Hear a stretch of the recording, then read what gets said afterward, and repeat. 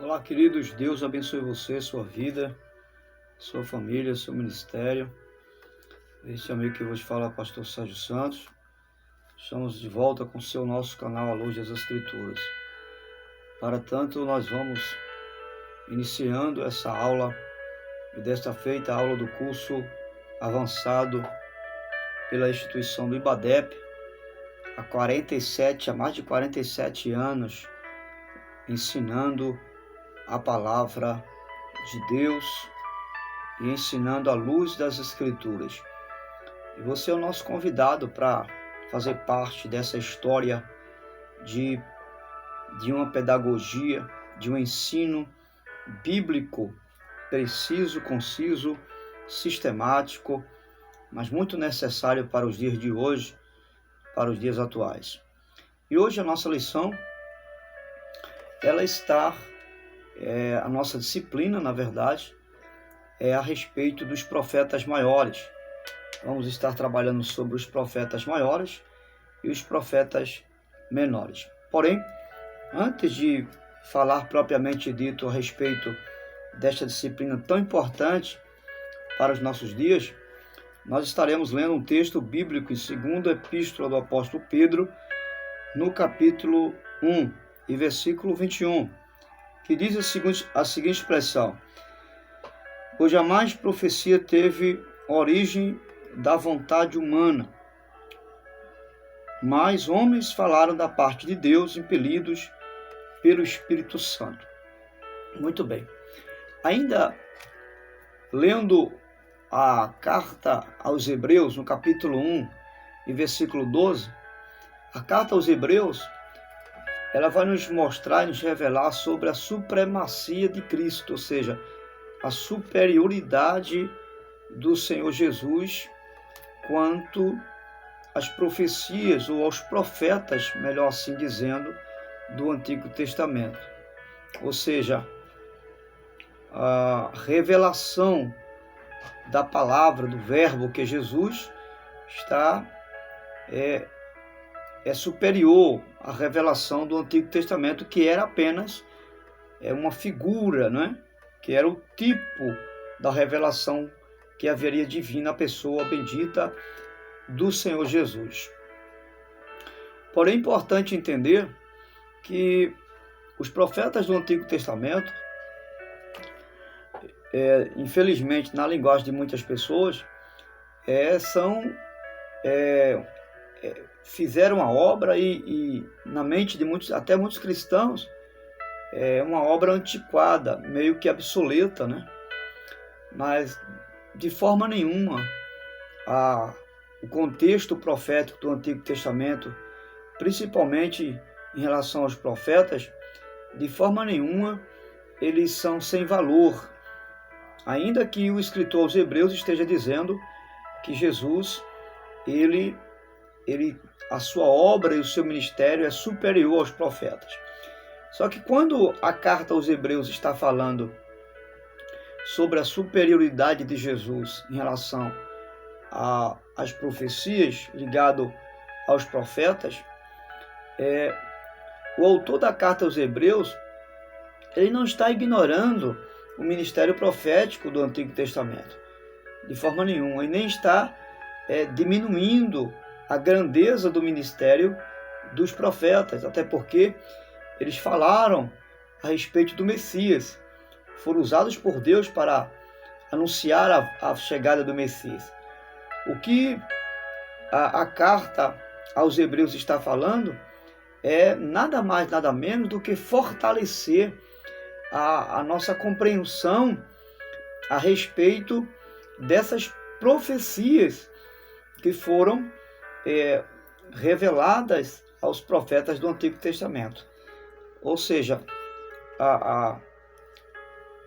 os profetas, eles não estão sendo desvalorizados de forma nenhuma, né? Pelo contrário, as mensagens proféticas só estão sendo confirmadas pela existência e veracidade da vida e da superioridade do ministério que houve na pessoa do Senhor Jesus. E é importante nós darmos valor às profecias e aos profetas também do Antigo Testamento, porque nós afirmamos crer na palavra de Deus. E a palavra de Deus, ela não está ligada apenas ao Novo Testamento, embora hoje, né, nós vivemos o Evangelho da Graça. Né? Mas o Evangelho da Graça, ele não exclui o Antigo Testamento. Pelo contrário, há uma junção do Novo para com o Antigo Testamento. Né? E, na verdade, essa expressão Velho Testamento é meio que fora do contexto, porque a palavra de Deus não é velha, né? A palavra de Deus, ela é nova. A revelação é atualizada. É uma revelação dinâmica, contemporânea, né? Para os nossos dias. Então, quando a gente vai observar, a Bíblia, 80% que se revela das Escrituras é do Antigo Testamento. Mas, embora assim, ela é muito negligenciada. O Antigo Testamento muito pouco lido, os profetas menores, por muitos cristãos. E isso é muito sério nos nossos dias. Por exemplo, a maioria dos pregadores se baseia exclusivamente no Novo Testamento. Não estou dizendo que não deve se basear no Novo Testamento, mas é muito importante fazer referência aos Salmos, aos livros poéticos, aos profetas maiores, profetas menores, porque suas mensagens são mensagens contemporâneas nos nossos dias. Você vai observar que o que aconteceu naquele tempo, né, acontece nos nossos dias. A realidade moral, a realidade cultural daquela época e da época dos profetas é muito similar à realidade dos nossos dias, né? Salvo apenas no contexto cultural da nossa época, porque o contexto cultural dos nossos dias é outro, mas a realidade moral, o contexto moral é a mesma coisa. Então, isso é muito importante nós frisarmos aqui para levar em consideração e relevância todos os profetas do Antigo Testamento, e não só os profetas do Antigo Testamento, tanto os profetas maiores quanto os profetas menores, mas também o Pentateuco, né? Os 5 primeiros livros do Antigo Testamento, os livros históricos também, né? Os livros poéticos também, né? Então, todos esses livros têm de grande importância para os nossos dias.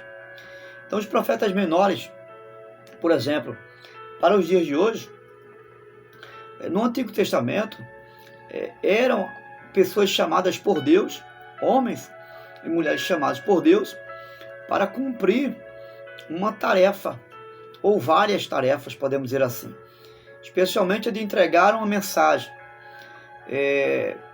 A grande característica, nesse sentido, do chamado do profeta, né, em relação à sua mensagem, a mensagem do profeta, eram exatamente nas suas palavras.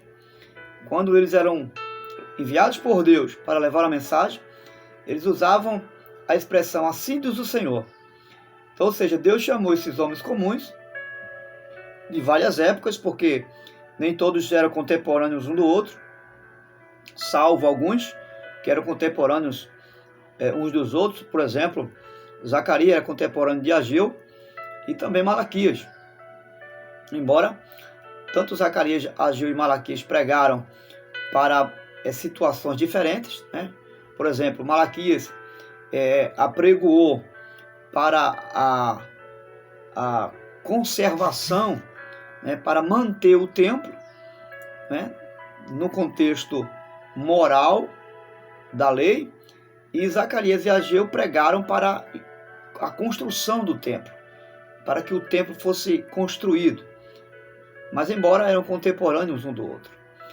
Então, o que nós vamos perceber é que eles tinham personalidades diferentes, viveram em situações diferentes, para fazer e dizer coisas em tempos e épocas diferentes. E aí nós vamos ver, a partir desse contexto, a realidade desses profetas, e que chamamos assim de profetas maiores e profetas menores. E quando falamos de profetas maiores e profetas menores, não estamos aqui diminuindo na expressão profetas menores dos profetas maiores. Os profetas maiores está ligado à extensão da sua mensagem, né? O tempo que eles profetizaram, né? E os profetas menores também está ligado à extensão das suas profecias. Não está ligado ao valor do ser profético de cada um. E nem tampouco desvalorizando a mensagem de cada um, de forma alguma. É apenas uma forma de identificar o período, né? A extensão em que cada um pregou ou apregoaram dentro da sua realidade. Então, o que era um profeta? O profeta era um homem piedoso. É uma característica de um profeta. Às vezes o termo profeta se refere a pessoas piedosas. Eles gozavam de um relacionamento muito íntimo com Deus, né? Até parece que esse uso, o termo era também usado em Gênesis capítulo 20, versículo 7, relacionado a Abraão, que foi também considerado um profeta dos seus dias. Um homem de Deus também. Essa expressão homem de Deus é também relacionada a profeta. Então, muitas vezes os profetas eram chamados de homens de Deus, como, por exemplo, Elias, Eliseu, né? Ou vamos encontrar em Deuteronômio, capítulo 33, versículo 1, tem uma referência em 1 Reis, capítulo 13. Então, o uso dessa expressão homem de Deus era algo muito enfático, né? Se enfatizava. E a diferença de caráter, havia uma diferença de caráter, né, entre os profetas e as demais outras pessoas. Claro que aqui há uma distinção muito lógica, óbvia disso aí.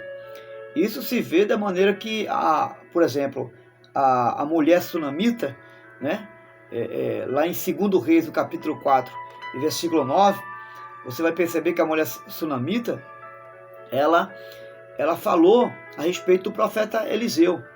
E ela vai dizer, quando observa aquele homem de Deus passando para lá e para cá, né, na rua da sua casa, ela diz: vejo que este homem que passa sempre por nós, quando ela vai falar com seu esposo, é um santo homem de Deus. Então ela expressa ao profeta que ele é um homem de Deus. O homem de Deus também é um orador a quem foi confiado uma missão, não é? Ou um profeta é um orador a quem foi confiado uma missão. Então, nós vamos notar que quando Deus chamou Moisés, por exemplo, para ser o seu instrumento e libertar o seu povo, Arão foi designado como profeta e, em outras palavras, o seu porta-voz, porque Moisés chegou a dizer que ele era gago, né? Colocando assim uma dificuldade no chamado. Mas aí, em Êxodo capítulo 7, no versículo 1, nós vamos perceber que o Senhor diz: vê que te constituí como Deus sobre Faraó, e Arão, teu irmão, será teu profeta. Então, quando eles colocam aquela dificuldade, Deus diz: olha, tu vai me representar, Moisés, e Arão, teu irmão, ele vai se colocar como profeta no teu lugar. Então, essa expressão para profeta, ela também é designada de forma assim muito distinta das outras pessoas, porque eram homens que Deus chamava. E aqui eu quero abrir um parênteses e explicar a você que há uma diferença muito grande daqueles que são chamados e daqueles que são vocacionados. Por exemplo, a igreja, ela, no contexto coletivo, todos nós somos chamados por Deus, chamados para adorar a Deus, chamados para servir a Deus, não é? Servir no átrio, servir uns aos outros, enfim. Nós somos chamados, todos nós. Mas nem todos que são chamados são vocacionados. Por quê? Porque vocação é algo que poucos receberam de Deus. Por exemplo, nem todos são pastores na igreja. Por quê? Porque Deus chamou alguns.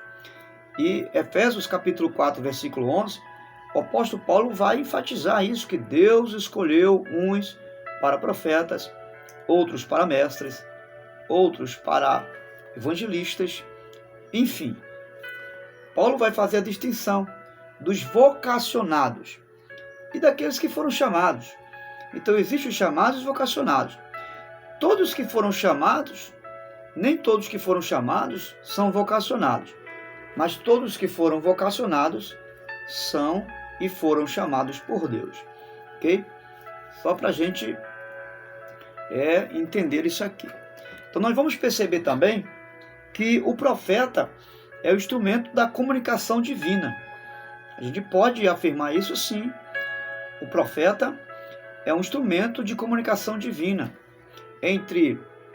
Embora Deus tenha falado muitas vezes e de muitas formas, está lá em Hebreus, no capítulo 2, né? Capítulo 2, a carta aos Hebreus vai falar que, embora Deus tenha falado de muitas formas, de muitas maneiras, pelos profetas, foi sempre o mesmo Deus que falou. Por causa disso, nós notamos uma unidade no ministério, na mensagem dos profetas. Então, sempre foi Deus que falou, ainda que através de profetas, de homens vocacionados por Deus, mas quem falava era o próprio Deus. Daí a gente vai perceber a grande responsabilidade de qualquer profeta, e uma das grandes responsabilidades dos profetas era lutar para viver uma vida digna do seu ofício, né? Ou seja, aquilo que ele falasse, que ele primeiramente pudesse estar vivendo, para que não pudesse ser um hipócrita, né? E nem um profeta falácio, né? Ou seja, um profeta enganador, né? Então ele tem que ser um profeta sem dolo, sem engano, né? A sua mensagem era uma mensagem divina, para que o povo de Israel pudesse viver em um relacionamento correto com o seu Deus. Então, nesse sentido, nós vamos observar que ser um profeta era algo de tamanha responsabilidade. Observe, devemos observar algo muito importante, que o termo profeta não há nada que implique em uma previsão de acontecimentos futuros, né? Porque quando a gente vai falar de profeta, a primeira coisa que vem em nossa memória é que o vidente, né? Aquele que vai prever o futuro. Mas na verdade, o termo profeta, ele está muito ligado àquilo que é mais presente, que é mais real, contemporâneo do que algo que pode se indicar ao futuro, ok? Ou seja, um profeta pode predizer ou não o futuro segundo a mensagem de Deus. Não é obrigatoriamente dizer que um profeta é aquele que prediz o futuro. Não. O profeta é aquele que fala da parte de Deus ao homem, certo? E isso implica dizer que ele pode falar uma mensagem futura ou uma mensagem da realidade contemporânea, do seu tempo, tá certo? Esse é um profeta, ok? Então, se formos fazer uma pergunta e aprender de algumas coisas que já falamos aqui, nós faremos uma pergunta para mim e para você. Você está disposto a entregar a mensagem de Deus hoje? Você estaria disposto a ser um profeta de Deus e enviar ou entregar a mensagem ao povo hoje? Aí é onde Ele colocou você? Aí é onde você está? Você é um profeta de Deus? Quem sou eu? Quem é você? Aonde eu e você estamos? Então nós vamos ver aqui uma outra questão muito importante a respeito dos profetas. É sobre a variedade e a unidade dos profetas. O Antigo Testamento, isso é importante a gente perceber, que mostra que a maioria, né, não são todos, mas a maioria dos profetas trabalharam de maneira muito diversificada. Eu falei a princípio que Deus usou os profetas dentro da sua realidade. Nem todos viveram no mesmo tempo, nem todos foram chamados tendo o mesmo ofício, não é? Cada um viveu uma realidade diferente do outro e foram enviados a lugares diferentes e transmitiram mensagens em tempos e situações diferentes.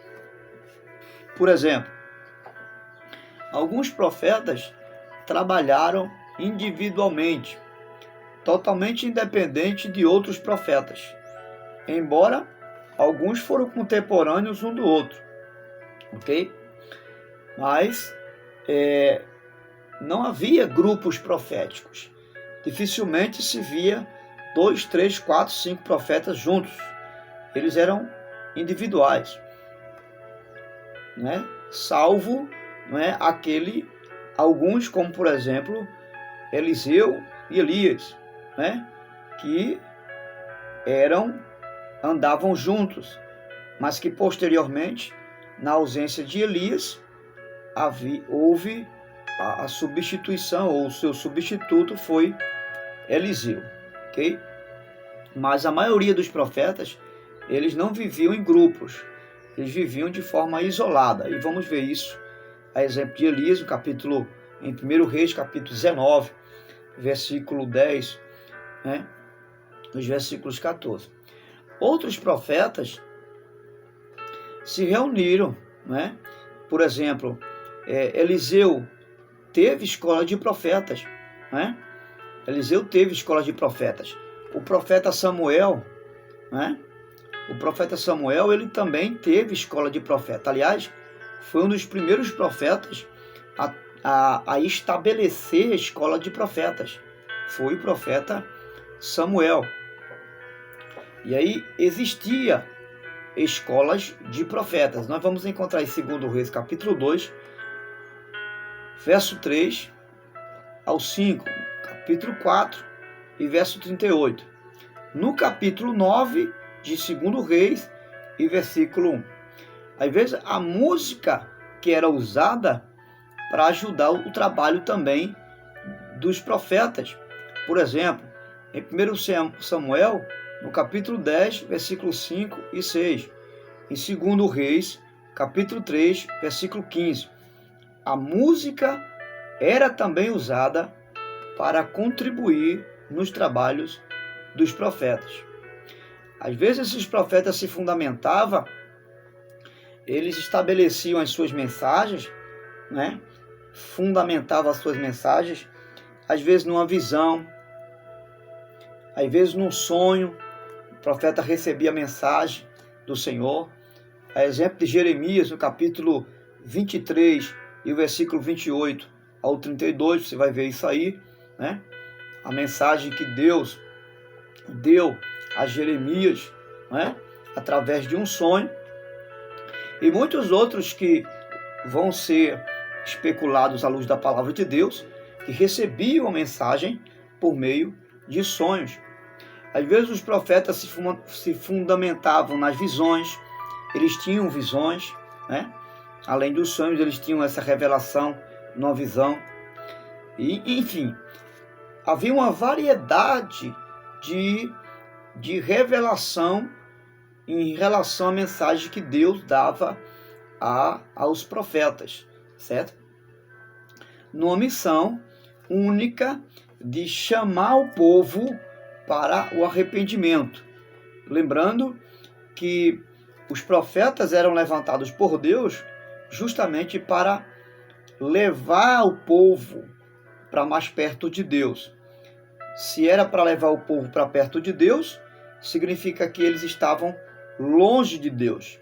Então, uma das funções dos profetas era trazer o povo para a adoração, era trazer o povo para buscar ao Senhor, para temer ao Senhor. A exemplo de Malaquias 6:8, né?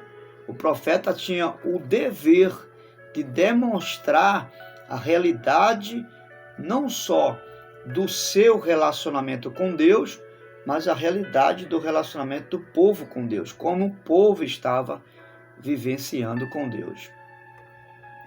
E aí vai uma outra pergunta para mim e para você, muito importante, após ouvir essa rápida introdução a respeito dos profetas. O que é que nós precisamos entender? Como servos do Senhor, eu, você, nós temos o dever de demonstrar por meio da nossa vida como nós estamos nos relacionando com Deus. Um Deus que não é um mito, mas é um Deus real e verdadeiro. Essa pergunta fica para mim e para você responder. Nós vamos, daqui por diante agora, observar algumas características, que se assim podemos chamar, específicas dos profetas. E é interessante notar essas características, porque elas vão identificar o verdadeiro profeta do Senhor. E se nós estamos falando do verdadeiro profeta do Senhor, obviamente que havia naquela época falsos e mentirosos profetas. Então, o profeta recebia uma chamada específica, né? Lembra da vocação?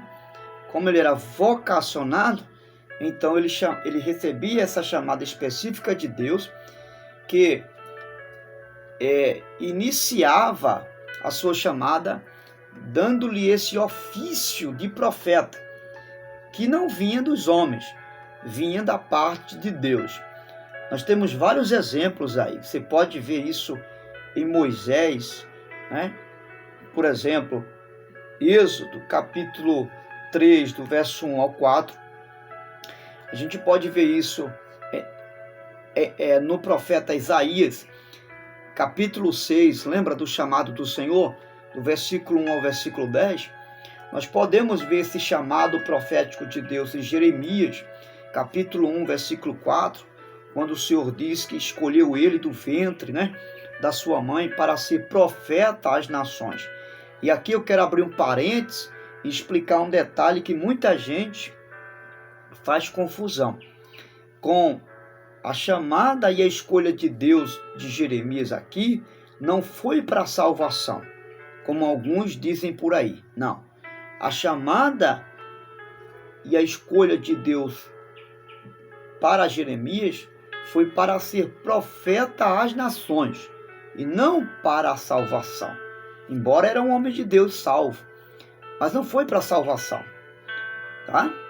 E aí, lembrando que quando se trata de salvação, Deus não escolhe no singular, Deus escolhe no coletivo.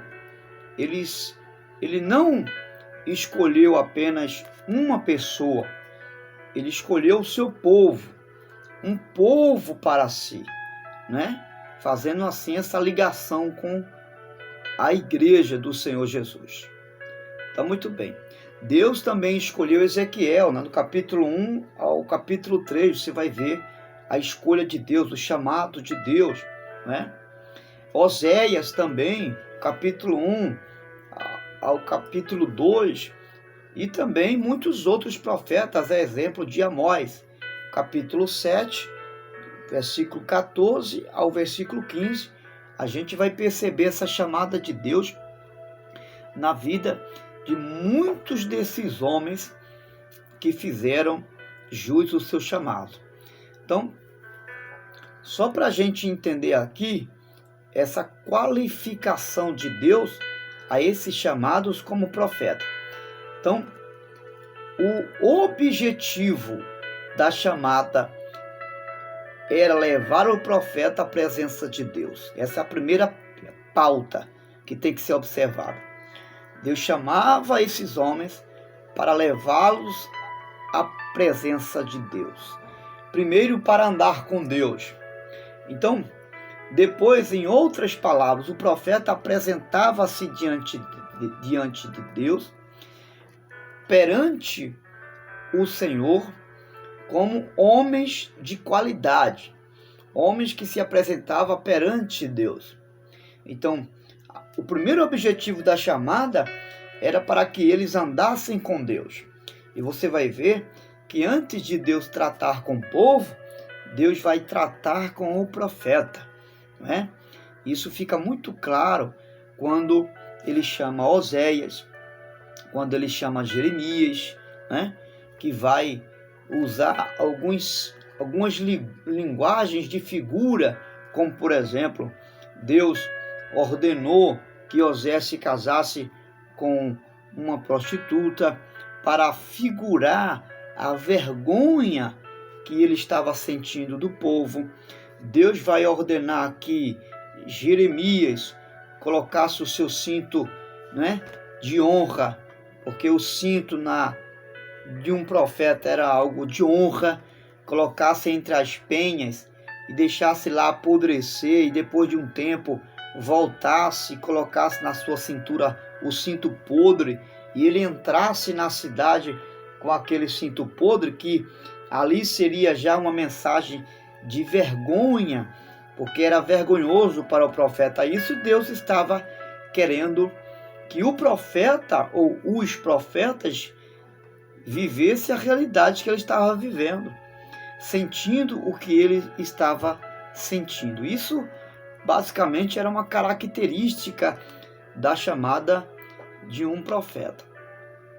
E aí a gente vai observar algo muito importante também, que podemos chamar de consciência da história de um profeta.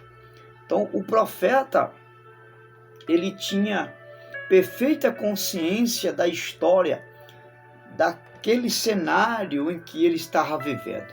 Por exemplo, o Senhor enviou Moisés ao Egito já de posse de informações necessárias para interceder, ou seja, para interpretar os grandes acontecimentos que haveria de ter naquele lugar.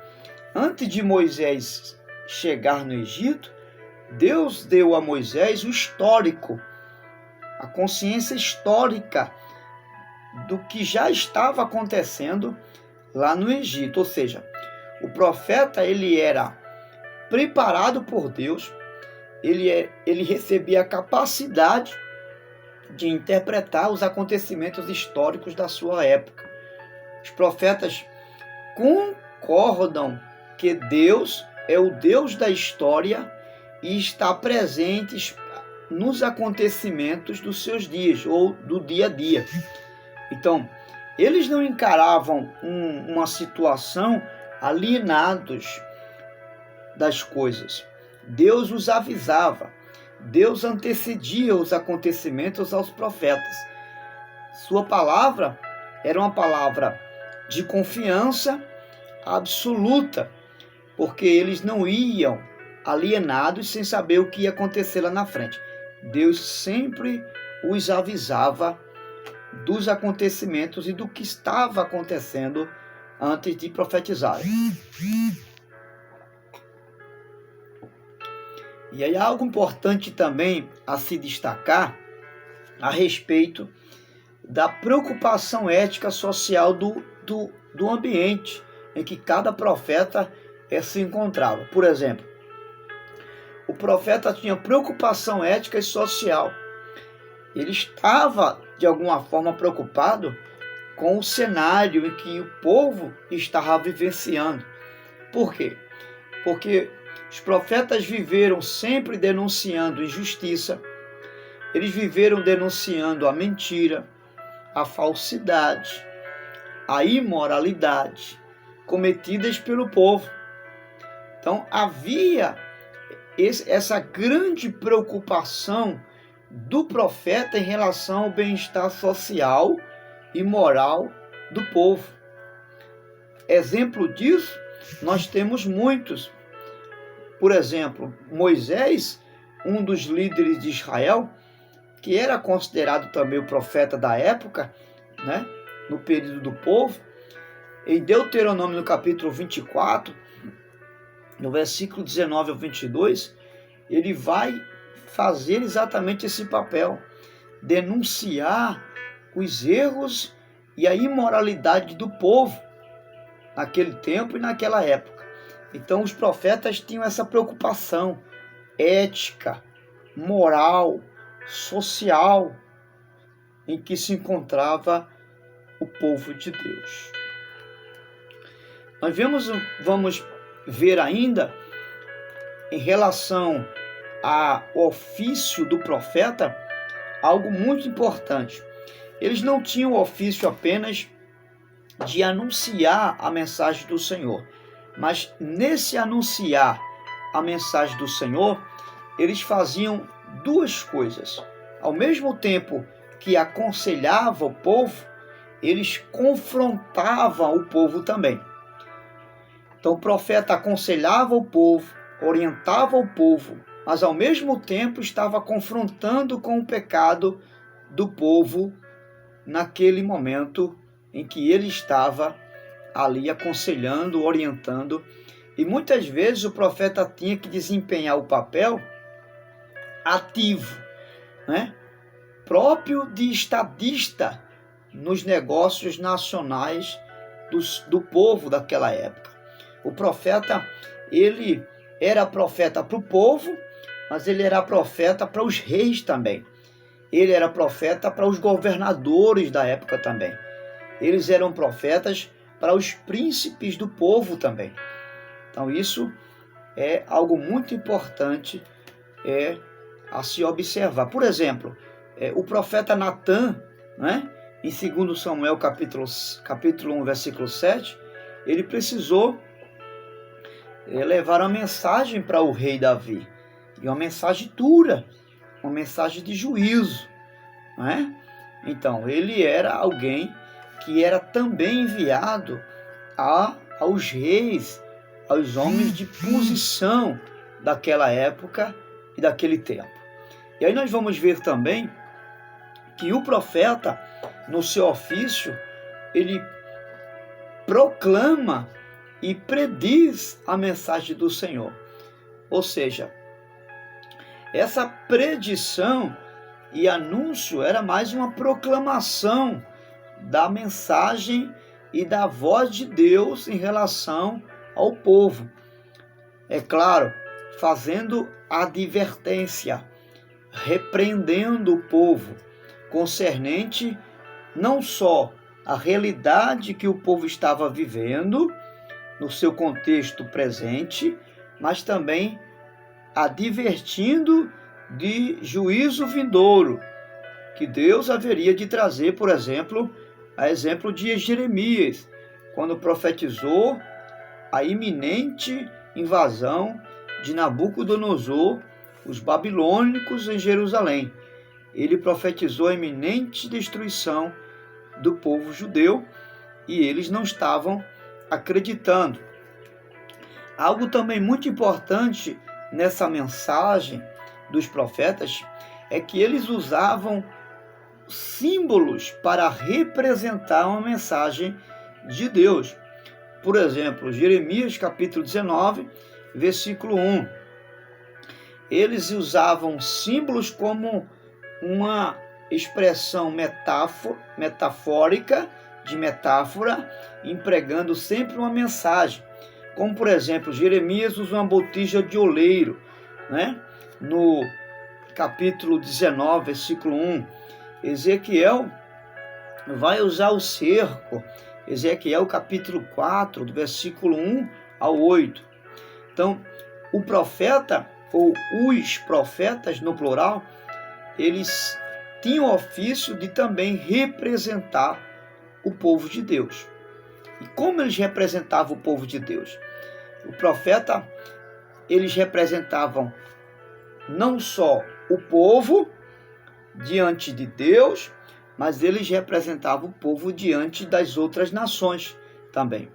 Este era um dos ofícios dos profetas. E um dos seus ofícios também era representar o povo diante de Deus como intercessor.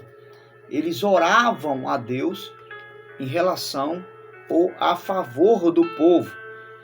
Por exemplo, Moisés, quando intercedeu pelo povo, quando rogou a Deus para não destruir o seu povo, né? Então eles eram intercessores de Deus, entre Deus e o povo. O profeta também era conhecido como homem da palavra de Deus. Eles eram recebidos como aqueles que tinham a palavra de Deus em suas bocas. Por isso que era conhecido como homem de Deus, o homem da palavra. Exemplo de Isaías, no capítulo 40 e versículo 8. O profeta primariamente era um homem da palavra de Deus. Com ele estava a palavra de Deus. Então, era grande a responsabilidade do profeta, porque cabia ao profeta não fazer vista grossa ou ouvido de mercador diante da necessidade presunçosa do povo. Ele precisava levar a palavra de Deus. E o que o Senhor lhe entregava, eles precisavam passar para o povo. Então, no que diz respeito aos profetas menores de hoje, o profeta se preocupava com a situação do mundo ao seu redor, não é? Que era justamente a conjunção do povo, a conjunção social. O profeta se preocupava com a conjunção de injustiça e essa injustiça estava muito ligado ao povo, né? Às viúvas, aos órfãos que eram desprezados, às viúvas que não eram assistidas, né? Então a preocupação do profeta estava muito ligada aos problemas sociais do povo. Então hoje não é diferente. Quando nós olhamos para a conjunção social do nosso Brasil, a gente vai perceber que existem muitas injustiças, não é verdade? Como eu e você estamos nos comportando como um profeta? Estamos nem aí? Ou estamos preocupados a ponto de interceder a Deus por essa nação? Você já orou pela nação hoje, profeta? Você já intercedeu a Deus pela nação hoje? Responda a você mesmo, porque esse é um dos papéis que Deus nos entregou como sacerdotes na sua presença. E aí nós vamos verificar, em breve tempo, um pouco sobre os falsos profetas, porque havia falsos profetas.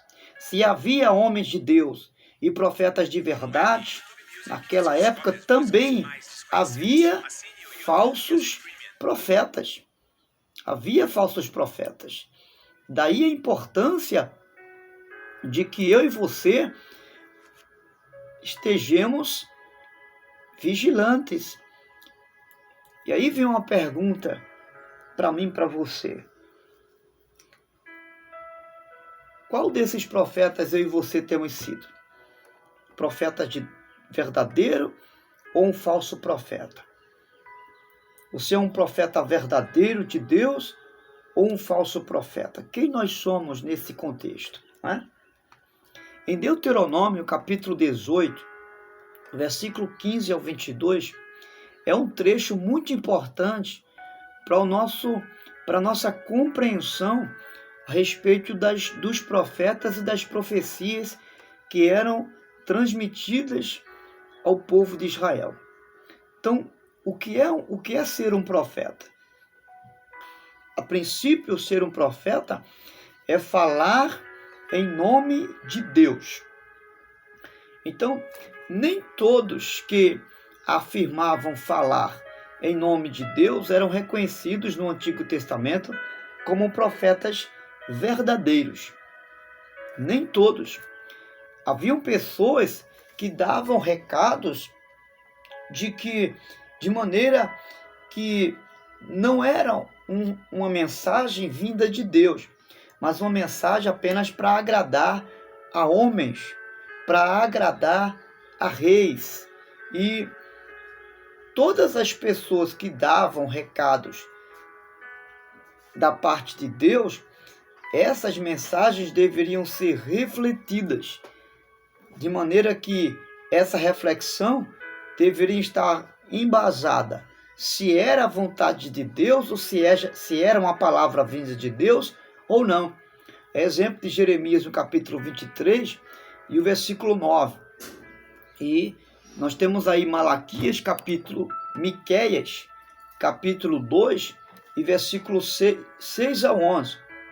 Então, quando falamos de profecia verdadeira, há algo que precisamos entender.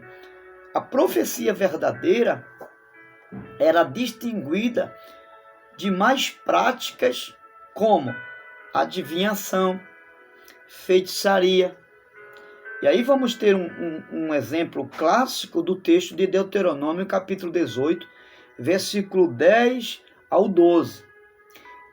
Temos que observar a afirmação do Senhor, pois todo aquele que faz tal coisa, a abominação é ao Senhor. Nós encontramos isso em Deuteronômio, no versículo 12 do capítulo 18. Aqueles que anunciam, à luz desse contexto, a revelação de Deus por meio de adivinhação, de feitiçaria ou de qualquer outro elemento, cultural ou não, que não seja à luz dos princípios que Deus estabeleceu. E qual foi o primeiro princípio que Deus estabeleceu? A vocação, o chamado do Senhor. Se não foi um homem chamado por Deus, se não era um homem que andava com Deus e que não usava de revelação, seja por meio de uma visão ou de um sonho de Deus, então essa mensagem ela não era recebida. Se viesse por meio de feitiçaria, de usos relacionados a qualquer cultura de outros povos pagãos, essa mensagem não era de um profeta, e esse profeta não era um profeta de Deus. Como comprovar a mensagem de um profeta?